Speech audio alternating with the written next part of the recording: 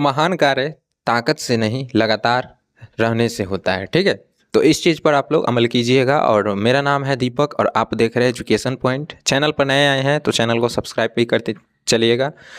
आज मैं आप लोगों के लिए बायोलॉजी का क्लास 12 का बायोलॉजी का जो है 1 नंबर प्रश्न का जो हमसे जो बन पाया वो मैं आप लोगों के बीच लेकर के आया। तो चलिए, इस चैप्टर का नाम है मानव जनन। ठीक है, चैप्टर का नाम है मानव जनन। उनसे संबंधित कुछ प्रश्नों को मैं लेकर के आया हूं।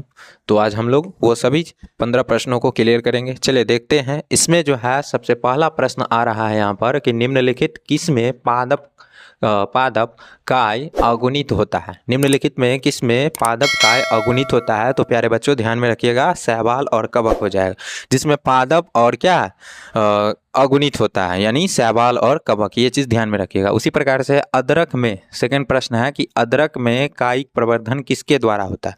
अदरक देखते हैं कि उसमें छोटा छोटा सा जो है जालीनुमा संरचना आ जाती है अदरक में, तो वो जो है उसका कायिक प्रवर्धन किसके अनुसार होता है? तो ये याद रखिएगा प्यारे बच्चों, राइजोम के कारण। ठीक है, ये जो है राइजोम के कारण। ठीक, उसी प्रकार से थर्ड नंबर प्रश्न है कि कंद किसका रूपांतरण होता है।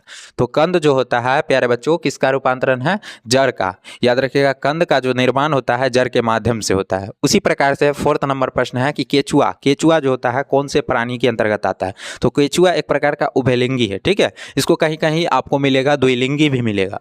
तो एक पते की बात बता दूं कि केचुआ जो होता है किसानों का मित्र है। ठीक है, इसीलिए कभी कभी प्रश्न में पूछता है कि केचुआ को किसानों का मित्र कहा जाता है, यानी किसानों का मित्र किसे कहा जाता है? प्यारे छात्रों, इसका जो हो जाएगा किसानों का मित्र केचुआ को कहा जाता है। ठीक, उसी प्रकार से है कि किसे बंगाल का आतंक कहा जाता है। यहाँ देख सकते हैं कि किसे बंगाल का आतंक कहा जाता है। तो प्यारे बच्चों इसका क्या हो जाएगा? जलकुंभी। क्या हो जाएगा? जलकुंभी। अब उसके बाद आता है कि जब नर और मादा गैमेट में युग्मन होता है तब यह क्या कहलाता है?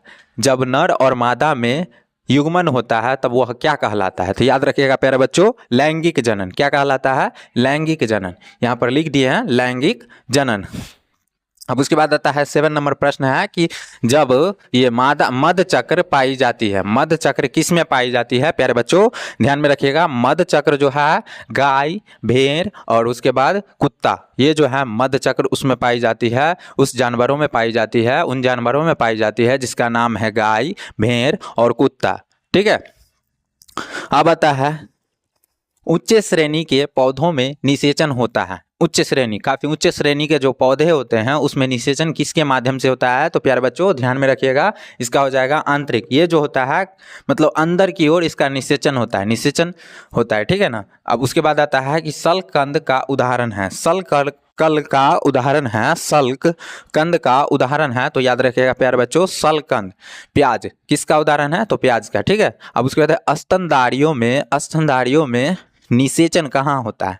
स्तनधारी जो होता है उसमें निषेचन कहाँ होता है? तो याद रखिएगा प्यारे बच्चों, फैलोपियन नली या फैलोपियन नलिकाएं में। ठीक है, उसके बाद है अगला प्रश्न है कि द्विनिषेचन का परिणाम होता है। द्विनिषेचन यानी दोहरा निषेचन जिसको कहते हैं कि 2 बार निषेचन होता है, उसमें मतलब जो परिणाम होता है उसका परिणाम क्या है? तो याद रखिएगा भ्रूणपोष। ठीक है, अब आता है यहाँ पर क्या है प्यारे बच्चों? भ्रूणपोष जो होता है कितने क्रोमोसोम या क्रोमोजोम होते हैं? भ्रूणपोष में कितने क्रोमोसोम या क्रोमोजोम होते हैं? ठीक है, तो याद रखिएगा n होगा और नहीं तो 2n होगा, यानी एक n होगा यानी एक युग्मक, दूसरा युग्मनज, यानी युग्मक प्लस युग्मक इज इक्वल टू 2 युग्मक, यानी युग्मनज का निर्माण करता है। ठीक है, एक और चीज है कि निषेचन होता क्या है? तो जब नर युग्मक और मादा युग्मक का संलयन होता है तब हमें क्या प्राप्त होता है? निषेचन। ठीक है, ये चीज ध्यान में रखिएगा। अब आता है भ्रूणपोष कितने क्रोमोसोम? ये तो हम बतला ही दिए कि n और 2n। ठीक, उसी प्रकार से कि चमगादड़ द्वारा परागन कहलाता है। चमगादड़ द्वारा जो होता है परागन क्या कहलाता है प्यारे बच्चों? तो ये जो है कीरोप्टेरोफिलिस, ये जो है कीरोप्टेलीफिलिस कहलाता है। ठीक है, ये चीज ध्यान में रखिएगा। अब उसके बाद है कि जनक समान जीव प्राप्त होता है, जनक समान जीव प्राप्त करता है, वह है प्यारे बच्चों विखंडन। क्या है? विखंडन। ठीक है, अब आता है द्विखंडन किसमें पाया जाता है। ये आज का आखिरी प्रश्न है जो ये है कि द्विखंडन किसमें पाया जाता है प्यारे बच्चों। तो याद रखिएगा ये अमीबा मुख्य रूप से जो है दो ही में पाया जाता है, अमीबा और पैरामीशियम। क्या हो जाएगा प्यारे बच्चों? अमीबा और पैरामीशियम दोनों में द्विखंडन जो होता है मुख्य रूप से पाए जाते हैं। तो आज का था बायोलॉजी का क्लास, ठीक है, जीव विज्ञान अर्थात बायोलॉजी। तो उसमें से जो ये मानव जनन का, ठीक है, ये जो चैप्टर था तीसरा नंबर चैप्टर था मानव जनन का, ये मोस्ट वीवीआई ऑब्जेक्टिव टाइप प्रश्न है, 1 नंबर का प्रश्न है। आप चाहे तो इसको क्या कर ले, नोट कर लीजिएगा और उसके बाद जो है इसको याद कर लीजिएगा। मेरा था आज का सेवा इतना ही तक, फिर मिलेंगे एक नए ऊर्जा और नए उमंग के साथ। तब तक के लिए धन्यवाद।